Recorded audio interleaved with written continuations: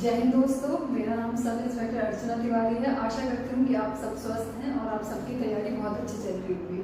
मेरे कमेंट में एक बच्चे ने कमेंट किया था कि मैम मैथ्स की स्ट्रेटेजी बता दीजिए, तो मुझे बहुत दिनों बाद आज टाइम मिला है तो मैं आज शुरू कर रही हूँ। तो आज हम डिस्कस करेंगे कि यूपीएसआई की मैथ्स की तैयारी कैसे करें। तो सबसे पहले देख लीजिए, ये आपका सिलेबस है।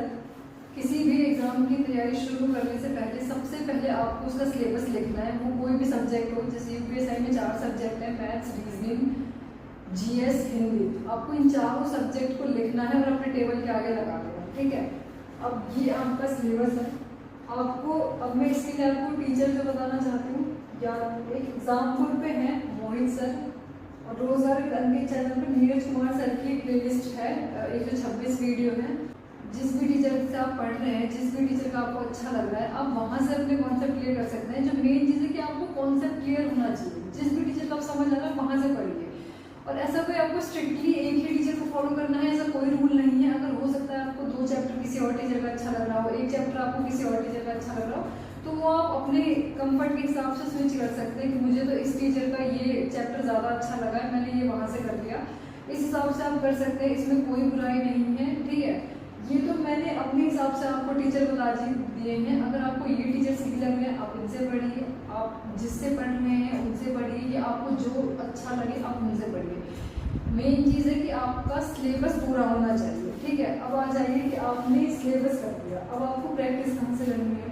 प्रैक्टिस के लिए जो मैं आपको बुक बताना चाहूँगी वो मैं राकेश यादव नोट्स बताना चाहती हूँ। मैंने क्यों यही बुक क्यों लिखी है यहाँ पे, इसका बहुत बड़ा रीज़न ये है कि चाहे कोई बच्चा जिसकी मैथ्स बहुत वीक हो, चाहे वो एवरेज हो, या जिसकी मैथ्स बहुत अच्छी भी हो ना, उन बच्चों ने भी इस बुक को फॉलो किया है। क्यों? इसका सिर्फ एक ही रीज़न है, मेथड। मेन चीज़ जो है वो कभी भी कॉम्पिटिटिव एग्जाम में आंसर निकालना नहीं होता। जो मेन होता है वो ये होता है कि आप किस मेथड को फॉलो कर रहे हैं आंसर निकालने के लिए, और आपने कितना टाइम लिया है आंसर निकालने में, ठीक है। तो उसके लिए ये बुक आपको बहुत हेल्प करेगी। तो आपको क्या करना है, चैप्टर वाइज अपना कॉन्सेप्ट क्लियर करते जाना है। उसके बाद राकेश यादव नोट्स से आपको अपनी प्रैक्टिस करनी है।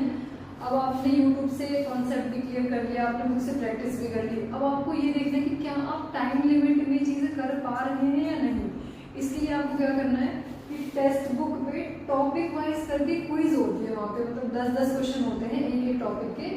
वहाँ से आपको टॉपिक वाइज करना। मान लीजिए कि आपने नंबर सिस्टम यूट्यूब से भी कर लिया, आपने किसी बुक, आपको राकेश यादव नोट्स नहीं है आपके पास, कि आपको इस बुक से नहीं करना, आप किसी और बुक से भी कर सकते हैं। लेकिन ध्यान देना कि मेथड उसमें क्या यूज़ किया हुआ है, ठीक है।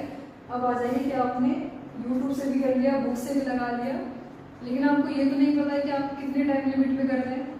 जो टेक्स्ट बुक से आपको क्या होगा कि आपका टाइम पता चलेगा कि आपने कितने टाइम में किया। तो आपको यही करना है, एक बार आपको यूट्यूब से अपना कॉन्सेप्ट क्लियर करना है, बुक से प्रैक्टिस करना है, और टॉपिक वाइज टेक्स्ट बुक से अपने टॉपिक्स क्लियर करते जाने विद इन टाइम लिमिट, कि आप टाइम के अंदर कर पा रहे हैं या नहीं कर पा रहे हैं।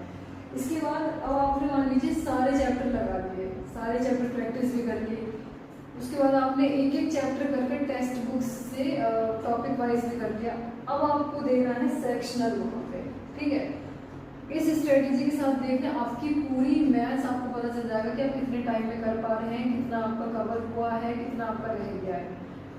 यहाँ से आपने आपके सेक्शनल प्रैक्टिस कर लिया। अब इतने के बाद जिन बच्चों की मैथ्स बहुत अच्छी है या पहले से ही वो तैयारी करते आ रहे हैं, वो अपनी तैयारी को और अच्छा करने के लिए मैथ्स की पिनेकल आती है, वहाँ से आप क्वेश्चन प्रैक्टिस कर सकते हैं। क्योंकि उसमें एसएससी के सारे एग्जाम्स के क्वेश्चन दिए हुए हैं, मतलब छोटे से छोटा लेवल भी है और बड़े से बड़ा लेवल भी है।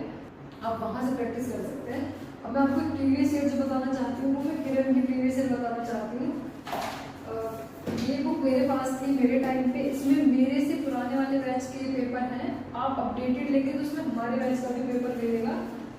इसमें 27 शिफ्ट इसमें है और 54 शिफ्ट हमारी थी। तो आप देखें आपके पास एक अच्छा खासा प्रीवियस ईयर प्रैक्टिस करने के लिए, तो वहाँ से आपको प्रीवियस ईयर प्रैक्टिस करना है। मेरे हिसाब से अगर आप इतना मैथ्स में कर लेंगे तो आपका एक भी क्वेश्चन गलत नहीं जाएगा, एक भी क्वेश्चन गलत नहीं जाएगा, ठीक है।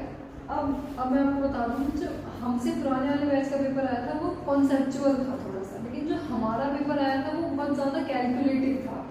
उसके लिए आपको क्या करना है, जो मिनिमम है, जो हर बच्चे के टेबल के आगे ये लगा होना चाहिए, उसे याद होना चाहिए वो है कि टेबल होने चाहिए उसके 30 तक। मैं आपको दिखा दूँ कि मैंने भी अपने टाइम पर ये चीज़ करी थी। ये मेरे टेबल के आगे लगा हुआ था, वहाँ से निकाला है मैंने ये। मैं इसका फोटो भी वीडियो के लास्ट में डाल दूंगी, आप वहाँ से इसका स्क्रीनशॉट ले सकते हैं, या फिर मैं इसको अपने टेलीग्राम चैनल पर इसकी फ़ोटो डाल दूंगी, आप वहाँ से इसे देख सकते हैं।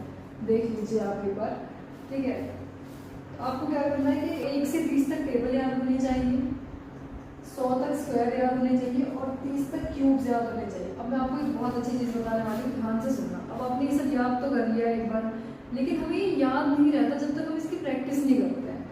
प्रैक्टिस करने के लिए मैं आपको एक एप्लीकेशन बताना चाहती हूँ जो मेरे पास फ़ोन में था, मेरे को एक दोस्त ने बताया था मेरे, इससे मुझे बहुत हेल्प हुई थी।